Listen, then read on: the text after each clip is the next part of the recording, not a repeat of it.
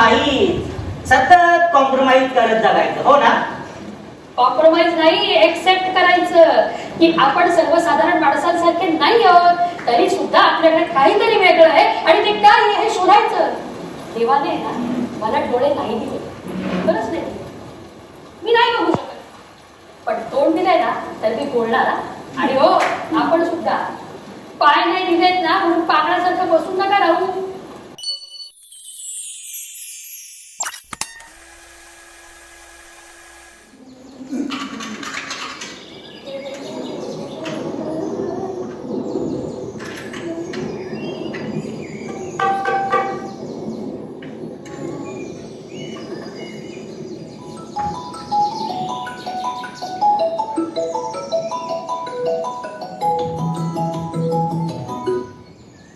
Hello, हो पोचलो मी.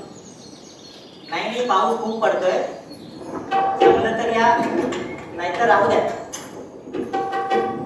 हो कार्यक्रम संपला की फोन करतो मी. अगं येईल ना मी, पाऊस नसेल तर एकटा. अगं त्याची काही गरज नाही, नंतर मला ऐकून घ्यावं लागतं त्यांचं. अगं तुला एवढीच काळजी वाटत असेल ना तर तू ये ना मला घ्यायला. नाही ना जमत, कशाला काळजी करतेस? तुझे गोष्टी सांभाळ ग. हो ठेवतो आता मी, नाही लोक येतील हळूहळू. हो बर, ठेवतो आता.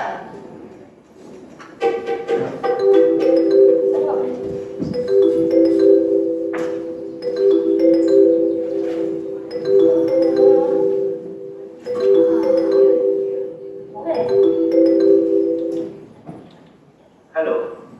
हा हॅलो बनू. अरे दादा, पोचले नाही मी, पोचले आत्ताच पोचले जस्ट. अरे काय मस्त गाव आहे, मला खूप आवडलं.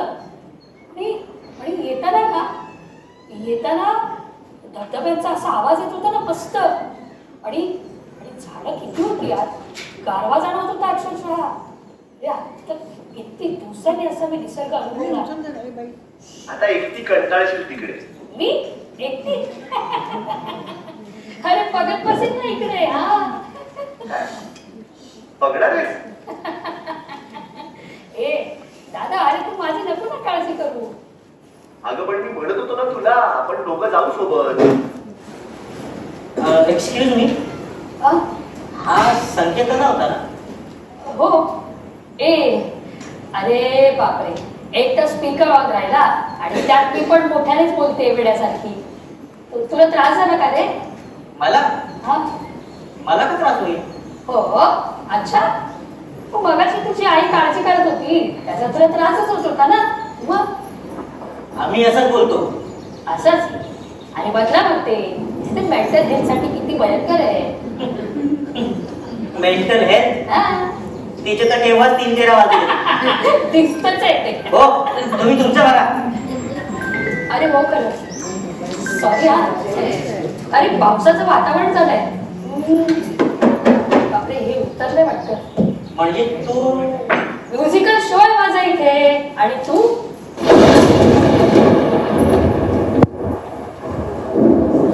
अरे या पावसाला झालंय तरी काय? आता रसात पडत राहिला ना सगळी वाट लागेल. सगळी व्हीलचेअर चिखलाने भरून जाईल, कपडे पण खराब होणार. हा दादा पण ना अजिबात ऐकत नाही. नको म्हणत होतो तरी नाही. त्याची आणि घरच्यांची ड्युटी नको ना म्हणून इथं आलो. तर इथेच. देवाने ना मला डोळे नाही दिले, खरंच नाही दिले. मी नाही बघू शकत, पण तोंड दिलंय ना तर मी बोलणार. आणि हो, आपण सुद्धा पाय नाही दिलेत ना म्हणून पाकळासारखं बसून नका राहू. वेन्यू डबल स्पीडने पळवायला शिक की जरा. अगं आल्यापासून बघते सारखा कंप्लेनच करतोयस तू. पॉझिटिव्ह राहा जरा.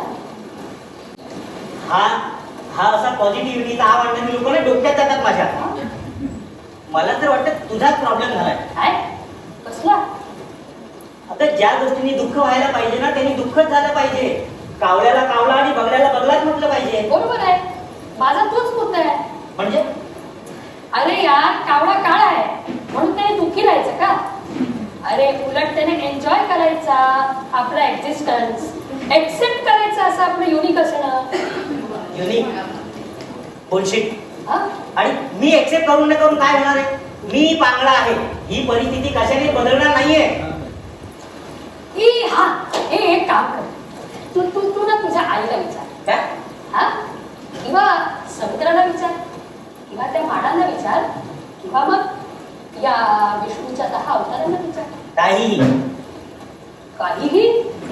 अरे खरं सांगते मी, मला सांग, तू हा असा झालास तेव्हा सगळ्यात जास्त वेदना तर तुझ्या आईलाच झाल्या असतील ना रे.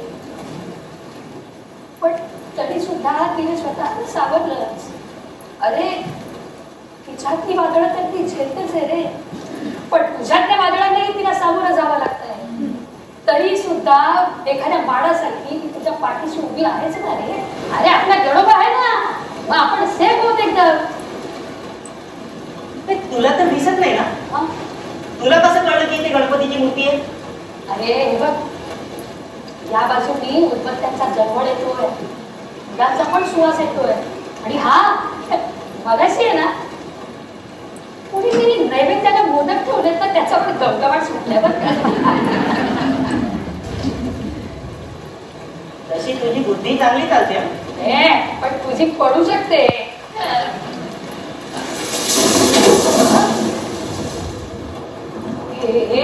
अरे कसला आवाज आला हा?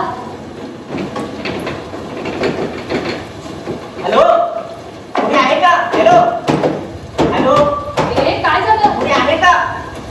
हॅलो. अरे काय होतंय? काय झालं?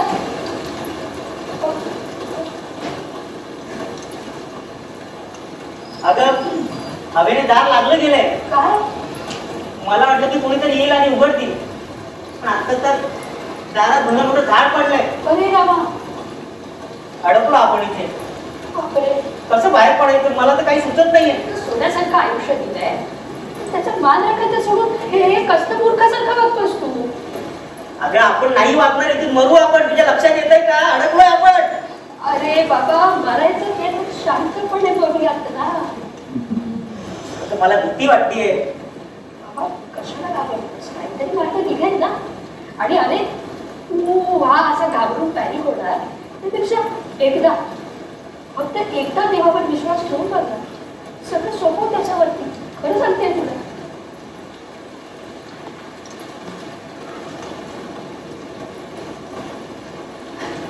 हे ऐक ना, एक काम कर, डोळे मीट आणि दीर्घ श्वास घे मग.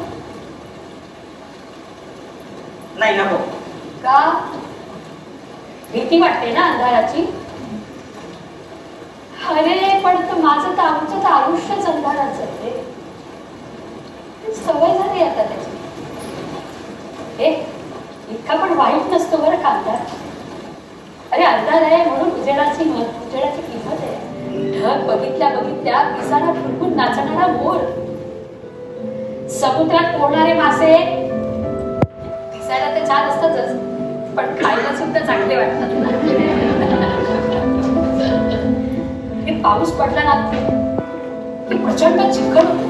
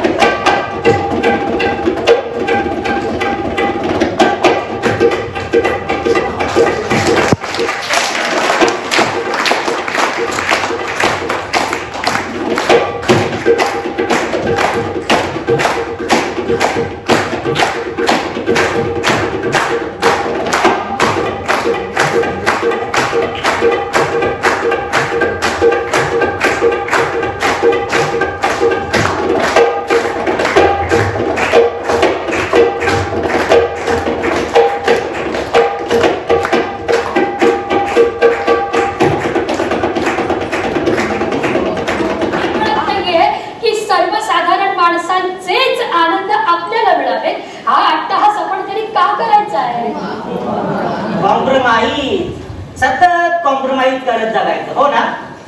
कॉम्प्रोमाइज नाही, एक्सेप्ट करायचं की आपण सर्वसाधारण माणसांसारखे नाही आहोत, तरी सुद्धा आपल्याकडे काहीतरी वेगळं आहे आणि ते काय हे शोधायचं. बर करूया एक्सेप्ट. हा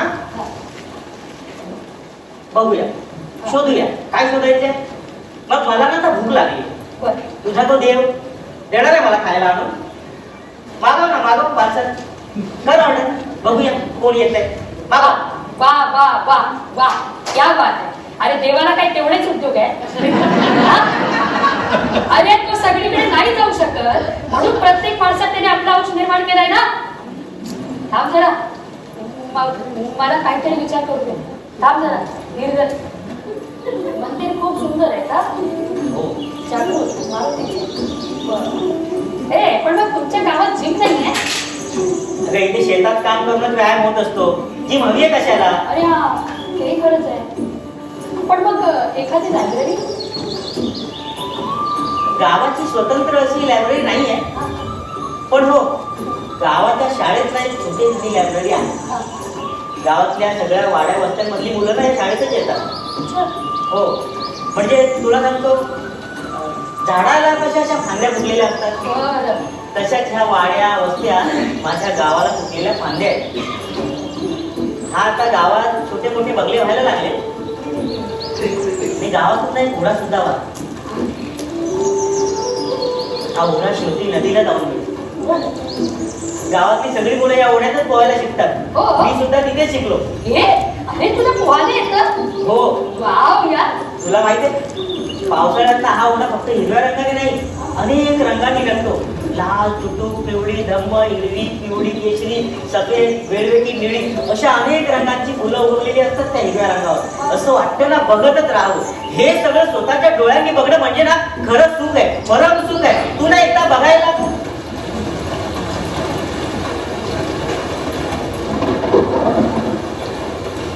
नाही रे.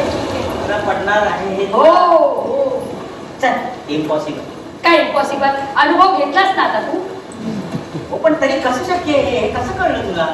आता एक सांग, तुझे काही मित्र परदेशात असतीलच ना. अमेरिका, ऑस्ट्रेलिया, आफ्रिका, इकडे तिकडे. हो. मग त्यांच्याशी तू कॉलवर कशाच्या सहाय्याने बोलतोस रे. मोबाईलच्या सिग्नल, सॅटेलाइट. Signal, satellite. पण हेच आणि हे सिग्नल आणि सॅटेलाइट आपण स्वतः झालो तर. माझ्या डोक्याला आता मुंग्या यायला लागल्या. अरे भाई मुंग्या नको आणूस. नीट ऐकून घे. हे बघ, कोणीतरी बोलतं म्हणून कोणाला तरी ऐकू येतं ना. जनरली आपण कानाने ऐकतो की नाही. सांगा बरं. कानानेच ऐकतो ना.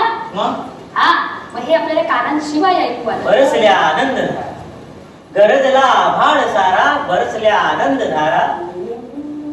नौकेला माझ्या मनाच्या गवसला आहे किनारा. नौकेला माझ्या मनाच्या गवसला आहे किनारा. या तिमिरा भेदुनिया उजळल्या वाटा प्रकाशी. भेट झाली बघ नव्याने या जीवाची त्या शिवाशी.